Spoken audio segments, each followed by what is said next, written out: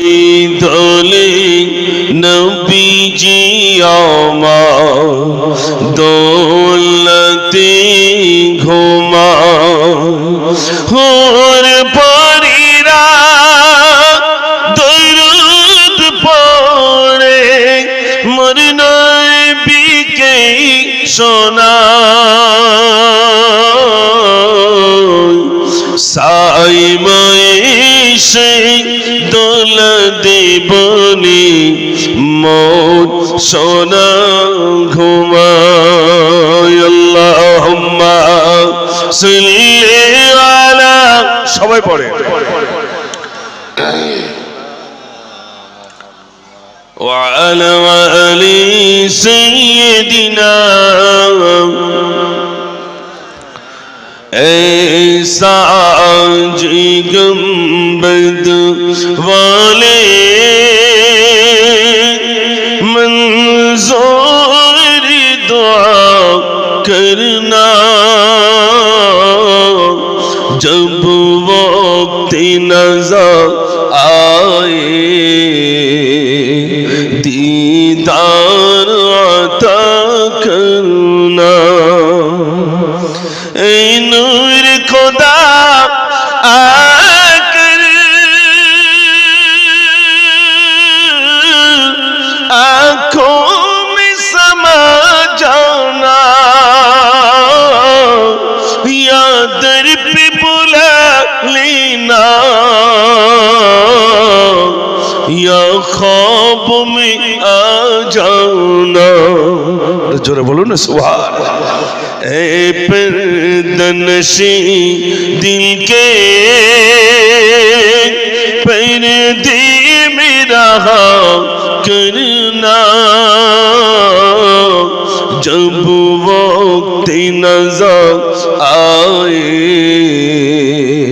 दीदार अता करना जोरे बोलो ना सुभान ऐसा गुंबद वाले मंजूर दुआ करना जब वक्त नजर आए दीदार अता करना अल्लाहुम्मा सल्ली अला সবাই পড়ে মৌলানা মুহাম্মদ ওয়া আলা আলি সাইয়্যিদিনা মাশাআল্লাহ খুব ভালো লাগছে রাসূলের শানে দরুদ শরীফ পড়লে আপনার শানে যেই দরুদ শরীফ পড়বেন আল্লাহ রাসূলের রওজার ধারে কিছু ফেরেশতা এই দরুদটা নিয়ে যাবে কি বলবে আসসালাতু ওয়াসসালামু আলাইকা রাসূলুল্লাহ আপনার শানে অমুক গ্রামে বাড়ি তার আব্বার নামেই তার নামে আপনার শানে দরুদ শরীফ তেলাওয়াত করেছে জোরে বলুন সুবহানাল্লাহ এছাড়া আর কি পাওনা থাকতে পারে ভাই এই যে সময়টা মূল্যবান সময় বসে আছি রাসূলের শানে একটু দরুদ পড়ার সুযোগ ঘটেছে হয়তো আগামী কাল আর এই সুযোগটা ঘটবে না আমি এজন্য অনুরোধ করব আপনাদের এদিকে মানুষকে ডাকতে হয় না আমি জানি কাটিয়াটের এই জহরপুর বা এই সাইটের দিকে মানুষ তো জলসা শোনার এত পিপাসু আলহামদুলিল্লাহ কিন্তু এইখানটা এত কম কেন আমি বুঝতে পারছি না তবে আস্তে আস্তে হবে ইনশাআল্লাহ একটু জোরে সবাই মিলে একটু জোরে আওয়াজ দেন দেখি শয়তান চলে যাক ইনশাআল্লাহ আল্লাহর বান্দা চলে আসবে একটু জোরে আওয়াজ দেন নারী তাকবীর মাশাআল্লাহ আস্তে আস্তে হবে ইনশাআল্লাহ এইজন্য আমি আরো একবার সকলের কাছে অনুরোধ করব আশেপাশে যারা আছেন সকলেই পাক মাহফিলে চলে আসুন আর প্রাণ ভরে ভক্তি ভরে উচ্চ আওয়াজে সবাই মিলে দরুদ পড়ুন আল্লাহুম্মা সাল্লি আলা এত ইকো দিলে কেউ বুঝতে পারবে না ওয়া আলা আলি সাইয়্যিদিনা এই ঠিক আছে একটু প্রেসার দাও বক্সে ও নবীজি ও নবীজি দেখা দাও আমার দিদারে তোমার দেখা দাও আমার দিদারে তোমার, তোমাকে না দেখিয়া প্রাণ যাই ছিড়িয়া, দিলের আয়নাতে রাখিব। ও গো রহমান মোর নসিব কি খুলিবে, দেখা দাও আমার দিদারে তোমার। আল্লাহুম্মা সাল্লি আলা, সবাই পড়ুন, মাওলানা মুহাম্মদ ওয়া আলা আলি সাইয়্যিদিনা সাল্লাল্লাহু আলাইহি সাল্লাম। সম্মানিত আজকে সবার স্বনামধন্য সভাপতি সাহেব, বিশেষ করে আপনাদের এই গায়েরই কৃতি সন্তান, আজ দুজনকে দেখে আমি খুবই আনন্দিত। জনাব হযরত মাওলানা আবুল কালাম সাহাব এবং আমার পাশেই আপনাদের গায়েরই সন্তান আলহামদুলিল্লাহ হাফেজ সাহেব, আমার পূর্ববর্তী বক্তা জনাব আমার বড় ভাইজান জনাব হযরত মাওলানা রুহুল কুদ্দুস সাহাব দামাত বরকাতুম আলিয়া, সামনে উপবিষ্ট জ্ঞান পিপাসু দিনদার ইমানদার আল্লাহওয়ালা বাবাজির ও ভাইরা, আল্লাহ সুবহানাহু ওয়া তাআলার প্রতি প্রশংসা যে আল্লাহ আমাদেরকে দুনিয়ার সমস্ত কর্ম থেকে দূরে রেখে তার পুত পবিত্র ধর্মসভায় বসার মতো, শোনার মতো, বলার মতো যে আল্লাহ সুযোগ করে দিয়েছেন, সেই মহান স্রষ্টার প্রতি শুকর আদায় করি। সবাই সমস্বরে ভক্তি ভরে প্রাণ ভরে উচ্চ আওয়াজে বলি আলহামদুলিল্লাহ। তারপরেই জানাই সৈয়দুল মুরসালিন, সৈয়দুল কওনাইন, খাতামুন নবিয়্যিন জনাবে মুহাম্মদুর রাসূলুল্লাহ, সকলে বলুন সাল্লাল্লাহু আলাইহি সাল্লাম। তার প্রতি অগণিত দরুদ ও সালাম বর্ষিত হোক, সকলে বলুন আল্লাহুম্মা আমিন। আচ্ছা, কমিটিতে কতজন আছে এই জলসার? কতজন কমিটিতে? 30। তা সে 30 জন কোথায় গেছে? এই সব বনে মিলাদ দিয়ে তারা চলে গেছে। সেই 30 জন থাকলে তার কারো দরকার হতো না, নাকি ভাই? গ্রামে অনেক মানুষ আছে, তবে আল্লাহ সকলকে আনেন না, আনেন নাকি? আর মানুষ এখন জেনে গেছে হুজুর যাওয়ালে সব মুখস্থ। দুটো জিনিস যাওয়া জানা আমি দেখেছি। কোনটা বলুন তো? জানাজার নামাজে গেলে পিছন দিক দিয়ে ইমাম সাহেব নিয়তটা একটু জোর করে বলি দেন, তার মানে এইটা যাওয়া জানা। আর কোনটা? ঈদের নামাজে গেলে, ঈদের নামাজে যখন ঈদগায় যায় তখন পিছন দিক দিয়ে বলি ইমাম সাহেব নিয়তটা একটু জোর করে বলি দেন। এই দুটো জিনিস যাওয়া জানা, তো সব তো জানা হয়ে গেছে, তাই তো নাকি? সারা জীবন শুনে আসছি জানাজার নামাজ নিয়তটা একটু বলে দেন, আর ভিতরে যেগুলো ওগুলো সব হুজুর মুখস্থ আছে, শুধু নিয়তটা বলে দিলি হয়ে যাবে।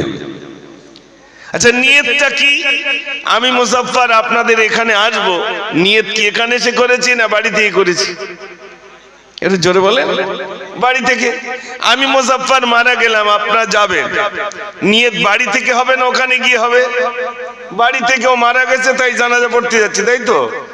তাহলে নিয়ত মানে উদয় হওয়া, অন্তরে উদয় হওয়াটাকেই নিয়ত বলে।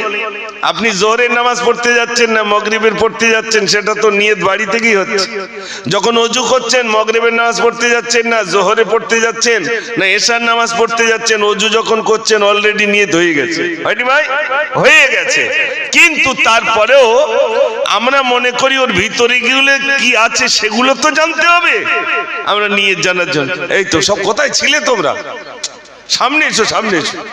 কমিটি নাকি? কমিটি সব সর্বনাশ, তো দেখে ভয় লাগতেছ তো নাকি? বসে যাও, তোমাদের জন্য খোরাক আছে ইনশাআল্লাহ। আমার প্লেয়াররা সব জানে যে আমার হুজুর কখন আসবে। হ্যাঁ, ওয়াজ তো আলহামদুলিল্লাহ, আমার গজলও হবে, সব হবে, শুধু তোমাদের বসার অপেক্ষা। কখন আসবে আমি এই টেনশনে ছিলাম। মাশাআল্লাহ, গজল শোনাবো। ইঞ্জিনটা গরম হোক, অনেক দূর থেকে এসছি তো, একটু ঠান্ডা আস্তে আস্তে হবে। গজল শোনাবো, কথা দিলাম। যুবক ভাইরা এসেছেন যখন, আর আমি তো যখন যাচ্ছিলাম তখন 7-8 জন বসে রয়েছে, তাই তো? তাই বলি এই কজন বাড়ি গেলে আর আমার আর উঠতে হবে না। কিন্তু তারপরে দেখলাম এতগুলো সব চলে এসেছে, মাশাআল্লাহ। কই যুবক ভাইরা সবাই মিলে একটু জোরে আওয়াজ দেন দেখি, নারে তাকবীর। হয়েছে, তবে আস্তে আস্তে হবে। এই যে ঝুল, এই ফুলগুলো ঝুলছে না, আল্লাহু আকবার, এত জোর হবে ওই ফুলগুলো নড়বে। তাহলে বোঝা যাবে না আল্লাহু আকবার বলেছি। সারা এই যে এই ফুলগুলোর কথা বাদ দেন, এই যে রজনীগন্ধা গোলাপ ফুল আপনার টাঙিয়েছেন, এগুলো আল্লাহ বলে না? বলে না? এই গোলাপ নিয়ে লিখেছিলাম, সোনের গোলাপ কারি সরাই হয়েছিস বল আজ এতই দামি, খুশবু ছড়াই ফুল বাগিচায় তাই তো মানো বীর গাতি তুমি, এসব কিছুই সবই তোমার, তুমি যে রহমান, তুমি দয়াবান, তুমি তো মোদের আল্লাহ। ওগো আল্লাহ, ওগো আল্লাহ, ওগো আল্লাহ, ওগো আল্লাহ, ওগো আল্লাহ, ওগো আল্লাহ, ওগো আল্লাহ, ওগো আল্লাহ। সোনের পাখি আর জোনাকি এত রং আজ কোথায় পেলি, যার গুণগান করছি তারা মুখে আছি শুধু মধুর বলি, এসব কিছুই সবই তোমার, তুমি যে রহমান, তুমি দয়াবান, তুমি তো মোদের আল্লাহ। ওগো আল্লাহ, ওগো আল্লাহ, ওগো আল্লাহ, ওগো আল্লাহ। নারে তাকবীর। ফুল কাটা একটু টোন দিলি বেশ আর কমে যাবে, আর ওই প্রেসার আর একটু দাও। আমার ভাইরা আমাদের দিকে জল কার আছে দেখেছেন ভাই, শুধু পানি আর পানি। আচ্ছা বলুন তো, যেখানে সেখানে জাল ফেললি মাছ পড়বে? পড়বে না। মাছ ধরার একটা কৌশল আছে, কিরকম জানেন? ফাতনা জাল পাতে 50 হাত 60 হাত লম্বা, হাইট কত এরকম, এত হাইট হবে তার বেশি না, এই মাথা থেকে ও মাথা দিয়ে দেবে, দিয়ে চুপচাপ বসে থাকে না, লাঠি চাষ করে, পানিতে শুধু লাঠি মারবে, মাছগুলো ছুটি গিয়ে সব জালে মুখ দেবে। তা আমি প্রথমে এসে দেখলাম তো ফাঁকাতে একটু ফাতনা জাল পেতে লিছি, লাঠি চার্জ করেছি, মোটামুটি যা এসেছে তাতে মাশাআল্লাহ আলোচনার মতো একটা সুন্দর মজমা তৈরি হয়ে গেছে, তাই তো নাকি ভাই? আলহামদুলিল্লাহ, খুব ভালো লাগছে আপনাদেরকে পেয়ে। আমি আপনাদের কাছে স্বল্প আলোচনা, এবং আজকে গজল বেশি হবে যেহেতু সব যুবকরা আর আমার চাচারা সব বাড়ি চলে গেছে, ঠান্ডা যা পড়েছে, সব বাড়ি এসি, আল্লাহ কারোর বাড়ি কম দেয়নি, সব বাড়ি সমান এসি, তাই তো নাকি? সারা দুনিয়া আল্লাহ এক এক জায়গায় এক এক রকম দিয়েছেন। আমাদের দিকে তো বরফ পড়েনি, অন্যান্য দিকে বরফ পড়ে গেছে, মাইনাস। আমাদের দিকে কি মাইনাস ভাই? মাইনাস না। সেখানকার মানুষ কি তাহলে নামাজ পড়া ছেড়ে দিয়েছে বলে মনে হয়? না। তাহলে একবার ভাবুন, আল্লাহ আমাদের কত সুন্দর জায়গায় রেখেছে। কত মানুষ পাহাড় চূড়ায় থাকে, প্রত্যেক দিন পাহাড়ে উঠে সেই ঘরে উঠতে হয়। আল্লাহ বলছে তোর পাহাড়ে তুলবো, কিন্তু তোর হাঁটুটা শক্ত করে দেবো। নাইজেরিয়ান মানুষ দেখেছেন তো ভাই, মসজিদুল হারাম শরীফে শুধু শুয়ে আছে তো মনে হবে যেন একটা ভেড়ি দেওয়া আছে, মানে এইরকম উঁচু মসজিদুল হারাম। আল্লাহ তাদের এইরকম তৈরি করেছেন, এত স্বাস্থ্যবান তৈরি করেছেন আল্লাহ রাব্বুল আলামিন। কেন তৈরি করেছেন? আমরা চলি সমতল জায়গায়, তারা চলে উঁচু জায়গায়। আমাদের সমতলে ওই রকম হাঁড়ি লোকের দরকার না। আল্লাহ জানেন কার কোথায় কেমন ভাবে আমি তৈরি করব। আল্লাহ বলছেন আমি হলাম ইন্নাল্লাহা আলা কুল্লি শাইইন কাদির, আমার মতো ক্ষমতা কারুর নাই। একটু জোরে বলুন সুবহানাল্লাহ। আল্লাহ আছেন না নাই? আচ্ছা। কিন্তু আমরা যারা ছোটবেলায় ঘুড়ি ওড়াতাম, ওই ঘুড়ি যখন অনেক উঁচু ওঠে মাথা নাড়া দেয় আর বলে আমি কিন্তু আর নিচে নামছি না, বলে না ভাই? আর যার হাতে দড়ি থাকে সে বলে ঘুড়ি তুই যতই মাথা নাড়াস তো টান মারবো আমার কাছে আসতে হবে। আমরা অনেক উঁচু উঠে গেছে, মাথা নাড়া দিচ্ছি, ও ক্যান্সারে গেছে, ও জ্বরে মরেছে, আমি মরবো না। কবরস্থানে গিয়ে হাসাহাসি করে আর বলে অমুক লোক মরেছে, ওর ভালোভাবে দেখিনি তাই মরেছে, এটা বলে না ভাই? বলে। শোনেন ভাইরা, মরণ আসবেই, রেহাই নাই। সারা পৃথিবীর মানুষ তিনটি জিনিস বিশ্বাস করে। মায়ের গর্ভে ছিলাম বিশ্বাস হয়, দুনিয়া এসেছি বিশ্বাস হয়, মৃত্যু হবে বিশ্বাস হয়। এই তিনটে সবাই মানে। কিন্তু আমরা যারা ইসলাম ধর্মাবলম্বী আমরা আরেকটা বিশ্বাস করি, আমাদেরকে পুনরায় জিজ্ঞাসাবাদ করা হবে, তোলা হবে। এটা আপনাদের বিশ্বাস হয়? চার দোকানে কিছু মুফতি সাহেব বসে থাকে, বাদ দেওয়া দিন মৌলভী সাহেবরা ভয় দেখায়, মরে গেলুম মানে হয়ে গেল, বলে না ভাই, মরে গেলুম হয়ে গেল। তাই ছেলের কাছে ওসিয়াত করে যাচ্ছে, খোকা আমি মারা গেলে আমার লাশটা পুড়িয়ে দিবি, অর্ধেকটা ছাই নদীর পানিতে গুলে দিবি, আর অর্ধেকটা ছাই পাহাড় চূড়ায় উড়িয়ে দিবি, আল্লাহ যেন আমার এক জায়গায় না করতে পারে। আপনাদের কিরম মনে হয়, পারবে? জোরে বলেন। হ্যাঁ, সারা পৃথিবী জুড়ে এলো করোনা, কার ভয়ে তুমি আজ দিলি ঘোষণা, ঘরে থাকো একা থাকো, ঘর থেকে যেন তুমি বার হবে না।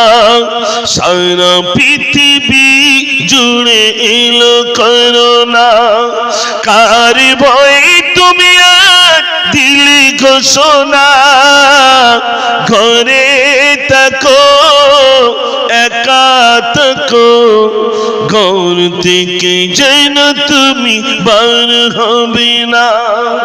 সারা পৃথিবী স্তব্ধ করে দিয়েছে আল্লাহ। স্যানিটাইজার দিয়ে হাতে ধোবে,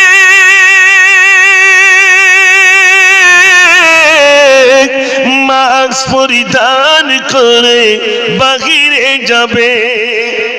মাস্ক, নাক ঢেকবে আর মুখ ঢেকবে। শুনে নেন, ইন্দোনেশিয়ার একজন কারি সাহেব তিনি কেরাত পাঠ করছিলেন আর সামনে লাখো জনতা বসা। কি পড়ছিলেন জানেন? আল্লাযী খালাকাল মাউতা ওয়াল হায়াতা লিয়াবলুয়াকুম আইয়ুকুম আহসানু আমালা। এরকম দম দিয়ে বলছে, যেই পর্যন্ত বলেছে তারপরের আয়াতটা বলতে পারেনি, আস্তে আস্তে নিস্তেজ হয়ে ইন্তেকাল হয়ে গেল। সোনার ভাইরা, কেউ বাঁচাতে পারেনি, পারবো না। এখানে যারা আছেন সত্য কথা বলুন, এখন যদি আজরাইল এসে আমার জান নিয়ে নেয় আর আপনারা যদি বলেন তাহলে একটু পরে লিখুন, সবে উঠেছে দু চারটে গজল বলে লেখ তারপরে লিখুন, সময় দেবে বলে মনে হয়? দেবে? আর আপনাদের কাছে যদি আসে, যদি বলেন ভাই ব্যাংকে 2 কোটি টাকা আছে, ওই 2 কোটি টাকাটা তো দিয়ে দেবো, অন্তত 5টা মিনিট সময় দেবে? দেবে না। আজরাইল আসবে, জানটা ধরবে, ছেড়ে নিয়ে যাবে। ওই 9টা জায়গা থেকেই কিন্তু জান যাবে। কোথা থেকে? যদি কান থেকে যায় কান হবে খাড়া, যদি চোখ থেকে যায় চোখ মোটা হয়ে যাবে, নাক দিয়ে যদি যায় নাক মোটা হয়ে থাকবে, গাল দিয়ে যদি যায় ছিনিয়ে নেয় গালটা হা হয়ে থাকবে। দু একজন দেখেনি মৃত্যুর পরে গাল কি হয়ে থাকে? জানটা ছিনিয়ে নেওয়া হবে। বন্ধুরা, এই জানটা যখন ছিনিয়ে নেওয়া হবে কত কষ্ট। কষ্টটা হলো, একটা বকরি জীবিত অবস্থায় তার চামড়া ছাড়ালে যেমন কষ্ট, তার থেকে অধিক কষ্ট মৃত্যু কষ্ট। মানুষ যদি বুঝতো মৃত্যু কষ্ট এত। হযরত ঈসা নবী রাস্তা দিয়ে যাচ্ছেন, পাশে দেখছেন বিরাট বড় একটি কবরস্থান। তিনি শুধু সালাম দিলেন, আসসালামু আলাইকুম, উত্তর এসেছে ওয়ালাইকুম আসসালাম। কুম বিইজনিল্লাহ, আল্লাহর হুকুমে ওঠো। তো কবর থেকে আল্লাহর হুকুমে একজন উঠে গেছে। ঈসা নবী জিজ্ঞেস করছে, তোমার ইচ্ছা আছে দুনিয়া কিছুদিন থাকবো? বলে ইচ্ছা তো আছে, তা আজরাইল আসবে না তো? বলে আজরাইল আসলে অসুবিধে কি? বলে আজরাইল আসলে অসুবিধা মানে শত শত বছর, হাজার হাজার বছর পূর্বে আমার জান কবজ করেছে, সেই দরদটা আজও আমার বুকে আছে। ও ভাইরা, শত শত, এই জন্য প্রথম গজল বলেছিলাম, একদিন তোমারি নাম মসজিদ হবে তৈরি থেকো, তৈরি রেখো, কবরের মাল সামান কি দিন তোমারি নাম মসজিদ হবে